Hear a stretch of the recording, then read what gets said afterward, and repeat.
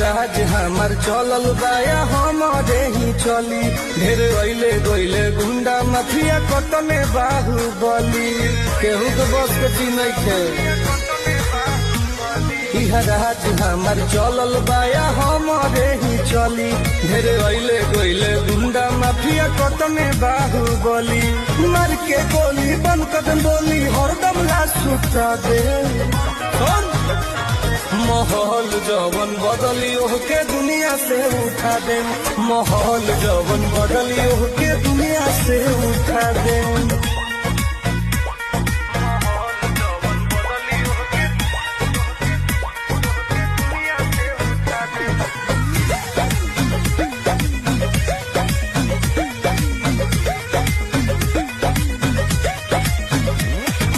police बारा